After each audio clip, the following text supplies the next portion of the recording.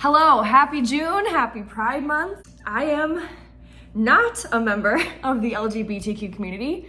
I am cis, I'm straight, but I love my LGBTQ brothers and sisters. And I thought it would be fun, since it is Pride Month, to do a book review on a book that I just finished not too long ago. It was a gem. It is called The Song of Achilles by Queen Madeline Miller. Now, this is the first book I've read by her, and in this video, I'm not going to pretend like I know anything about Greek mythology, because I don't.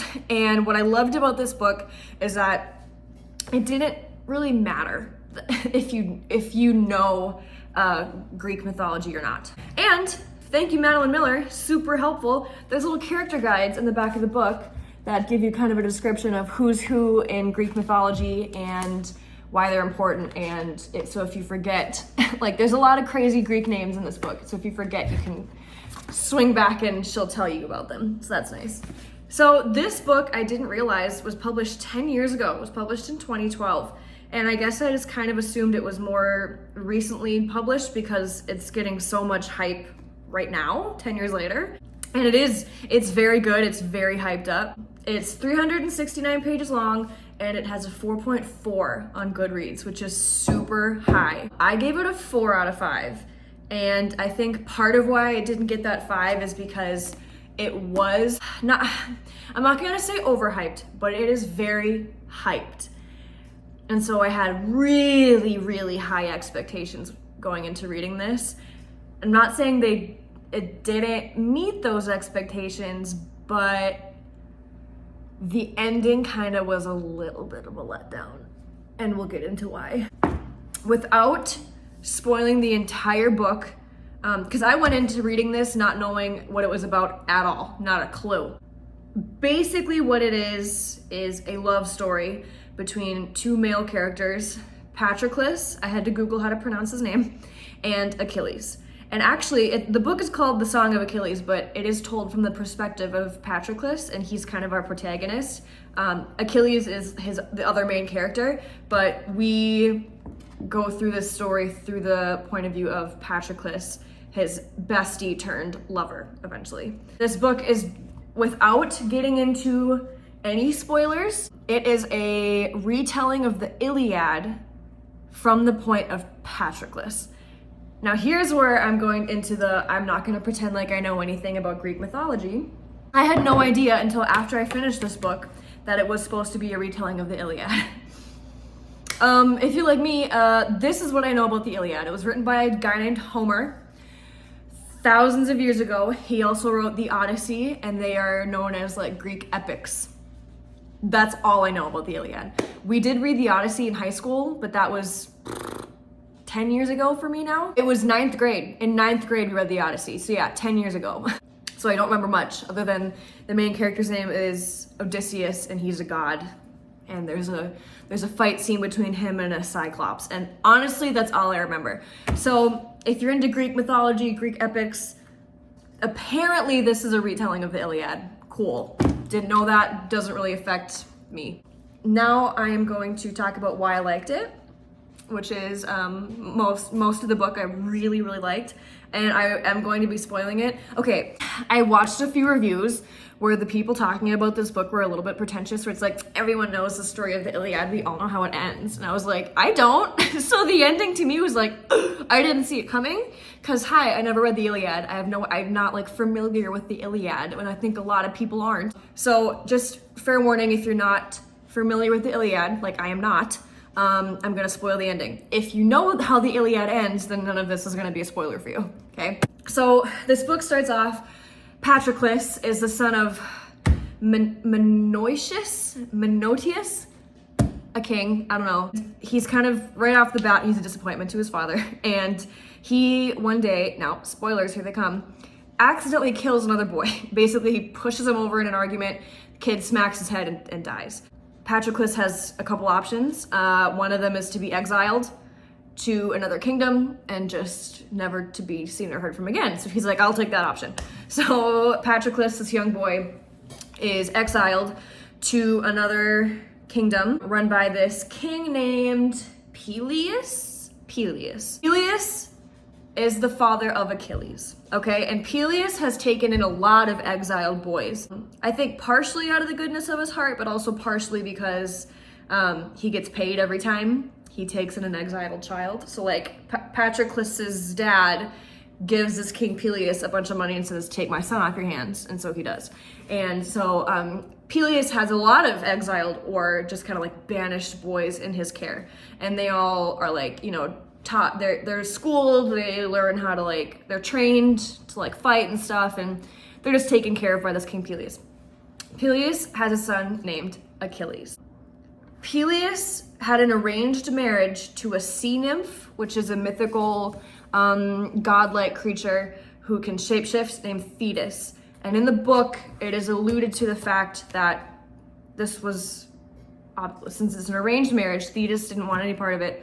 And King Peleus raped her, and Achilles is the product of that relationship. Okay, so Peleus lives on land, he is a human. Thetis lives in the ocean, she's a sea nymph. And Achilles doesn't see his mom very often. She lives in the ocean. She visits him every now and then, and that's kind of all we know about her. But basically, Achilles and Patroclus form this really tight friendship, like right off the bat. It eventually turns romantic.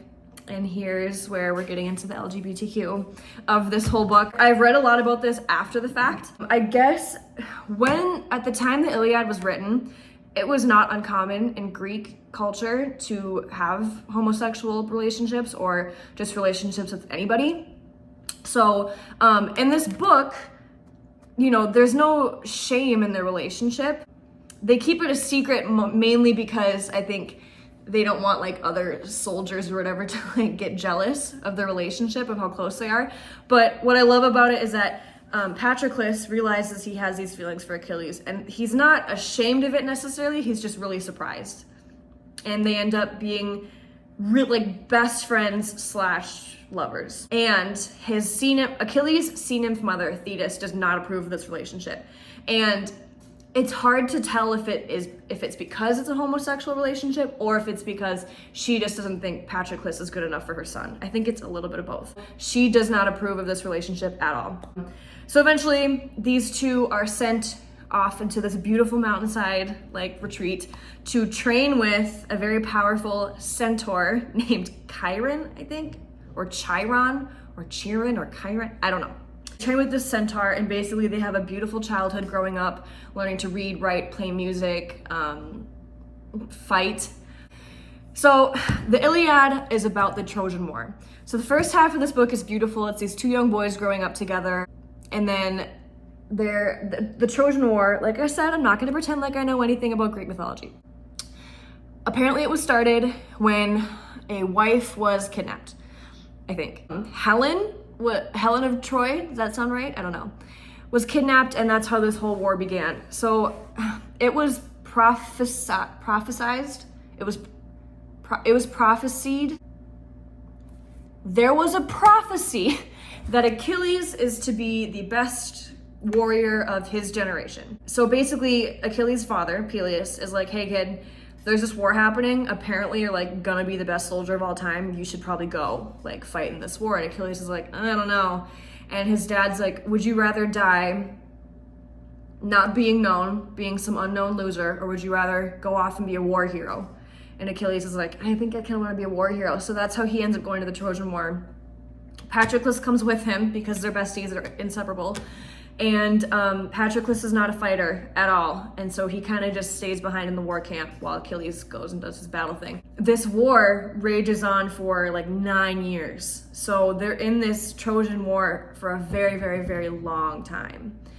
And there is another prophecy that after Hector dies, who is a character on the bad guy side of the war, after Hector dies, Achilles will die. So Achilles does everything in his power to make sure Hector survives this war, kind of to like, you know, like work around the prophecy to not die. And his sea nymph mother is like, that's what the prophecy says, you know, if Hector dies, you're next, basically. Then the soldiers around around Achilles start to get mad. They're like, you're letting this war go on longer than it needs to because of this prophecy. Just kill Hector and be done with it. Well, a bunch of stuff happens where Achilles kind of turns into the bad guy towards the end. It reminds me of that quote from The Dark Knight where Harvey Dent goes, "You either die a hero or you live long enough to see yourself become the villain." Achilles kind of becomes a villain towards the end. He makes some questionable choices in this war. And one of them being, he has a beef with like another guy in his troop or whatever. And basically what happens is Patroclus is like, I will dress up in your armor. Nobody will know it's me. I'll pretend like I'm you. Just me being in your armor, being there, will scare the other troops off in this battle. Achilles is like, great. So he dresses Patroclus up in his armor. Everyone, because he's like, his face is covered with this shield thing. Everyone assumes that this guy in Achilles' armor is Achilles, but it's not. It's Patroclus. So Patroclus goes into this battle, and he actually does really well in this battle. He's killing people. People are freaking out. They're scared of him. He kind of lets this power go to his head. His helmet falls off, and it's revealed that it's actually Patroclus and not Achilles. And Patroclus is killed in this battle. When Achilles finds out, he's a wreck. He's devastated. This is his best friend, his basically husband, and he let him go off into battle and he died. Even after Patroclus dies, we are seeing the story from the point of view of Patroclus kind of as like a ghost, which is really cool. And Achilles cannot let this go. Like, he's like sleeping with the dead body of Patroclus. Like, he will not let it go that I let this happen to my best friend. Achilles, it's very anticlimactic how Achilles dies. Hector dies, and not that long after, Achilles is killed with an arrow. And right before he goes into his final battle, he tells his friends, he says, "When I die, I want you to mix my ashes with Patroclus's ashes, and I want us to be buried together." They don't do that. They give Achilles a big tomb with, big carving on it. It's beautiful, here lies Achilles, whatever, and Patroclus gets no burial at all. And so because of that, Patroclus's spirit is kind of roaming around this camp because he never got a proper burial. He cannot move on to the afterlife. Finally, towards the end, Achilles' sea nymph mother finally says, "Okay, fine, I'll let you be with my son." And she carves Patroclus's name on the little tomb, and the two are reunited in the afterlife. And that's how this book ends. It's a beautiful book. I have seen a lot of things on TikTok and whatever saying like, this is the saddest book you'll ever read. If you want to sob, this book will wreck you, blah, blah, blah. Maybe it's because I'm super dead inside, but I didn't get that from this, and that's why I didn't give it a 5 out of 5. I was not emotionally wrecked. The ending was sad, but I didn't like feel that feeling. It was like, okay, well, we knew how it was going to end. We knew the prophecy, whatever. So that's the only reason I didn't give it a 5, is that it was so hyped up that this is gonna give you emotional turmoil. And for me, it just didn't. But it was really beautiful. I highly recommend. So, Song of Achilles, go give it a read. Happy Pride Month, and peace out.